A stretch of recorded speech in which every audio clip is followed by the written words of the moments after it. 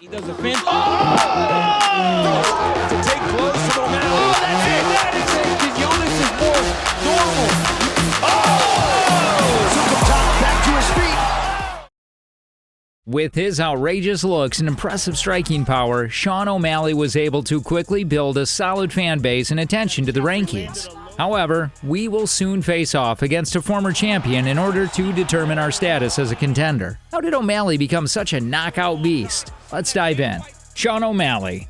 When 10-year-old Sean O'Malley saw his father watch a mixed martial arts MMA match for the first time, he was shocked and thought it was shocking. Sean was born in Helena, which is the capital of Montana. The boy had a happy childhood and was almost never seen in a street fight. O'Malley was focusing on American football with all seriousness but couldn't achieve much on the field because of his physique. After turning 15, he'd given up on the idea of becoming a pro NFL player. That's exactly when a friend rang him up and offered to hit the local boxing gym at the moment. Sean wasn't particularly into school. Oh, that's it. That is it. Sean O'Malley. What really piqued his interest was sport. O'Malley was focusing on American football with all seriousness, although couldn't achieve much on the O'Malley, had no prior experience with martial arts, but was eager to try them out. During the first training, Sean realized that he had found his calling, and the kid soon began training in boxing for real, later adding kickboxing and jiu-jitsu to the list. It was becoming increasingly difficult for O'Malley to balance his studies with his training, so he decided to drop out of school to focus on fighting. When Sean turned 18, he started competing professionally in mixed martial arts. O'Malley became involved in a regional promotion, where he quickly rose to prominence and earned the moniker of Sugar, the curly-haired kid who stunned the crowd with his brutal style. Right now a little bit, but nice back fist roll over there as long as there is still time.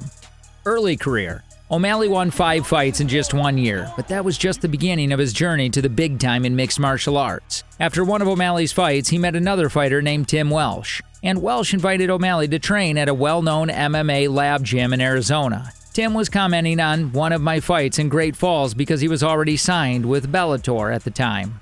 He said to me, "Hey, if you want to come down to a real GMC potential in you and you could," Sean knew that if you were to stay in Montana. That was the impetus for me to move to Phoenix. Sean could have known that if I stayed in Montana, because he had little to no chance of winning and a substantial career that offer was taken up on. It was difficult for Sean O'Malley to leave his hometown, but he wanted to pursue his dream of becoming a UFC fighter, so he packed all of his belongings into the trunk of an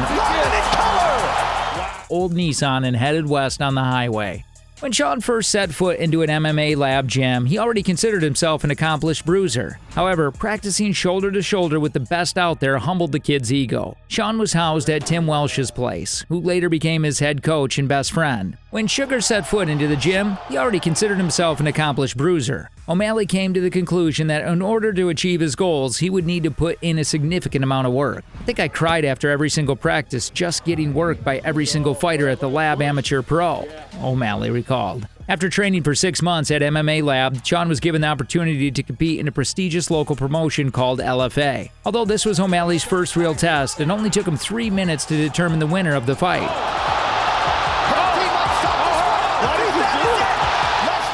And he did so without using his left hand twice or dropping the news 3 times. Thank you, Sugar, for pulling off one of the most spectacular knockouts of the year, which immediately put UFC matchmaker sight right on him. Ultimate Fighting Championship. A month and a half later, 22-year-old Sean got the chance to participate in Dana White's Contender Series tonight. O'Malley was having a hard time at first because he'll pound you out, and he knows that O'Malley's weakness is that he escapes it and throws another few rights. But he managed Sugar rocked his opponent with a big left knee to the body with 2 minutes remaining in the first round and cruelly ended the fight while the opponent was still blinking. That is a smelly welcome to the Sugar Show. Undoubtedly, Dana White was overjoyed, but additionally, there was a driftin', liftin', swiftin', and testosterone 3-piece dinner with biscuits. O'Malley's contract with the UFC was right on the jaw after he scored his knockout victory. Sean O'Malley versus Tyrion Ware. John Foran, a young scrapper with the looks of a schoolboy and the power to knock out an opponent with a single punch, caught the attention of the fans back when Sean was predicted to have a significant career.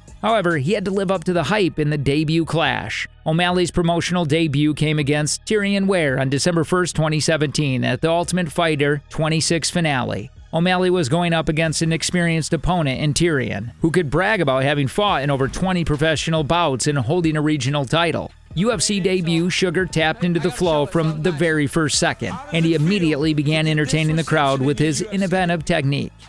Sean O'Malley versus Jose Alberto Quiones. On October 6, 2018 at UFC 229, it was anticipated that O'Malley would compete against Jose Alberto. On September 30th, however, O'Malley made the announcement that he would no longer be participating in the fight due to a possible anti-doping policy violation. O'Malley underwent hip surgery on October 25th, while he waited to hear the verdict regarding his potential violation of the terms of his probation. As a consequence of this, O'Malley was handed a 6-month suspension from competition by the NSAC because he tested positive for Osterin. Beginning in March of 2019, he was able to make a comeback. Sean O'Malley versus Marlon Vera. The fight between O'Malley and Marlon Vera was scheduled to take place at UFC 239 on July 6, 2019. On the other hand, O'Malley announced on June 21, 2019 that he would no longer be participating in the fight because he had a negative Osterin test. As a result of the failed test, the Nevada State Athletic Commission made the decision to suspend him, and USADA also decided to suspend him for a period of 6 months. The Osterin that was found in his system was most likely a leftover from a previous test that he had failed prior to UFC 229.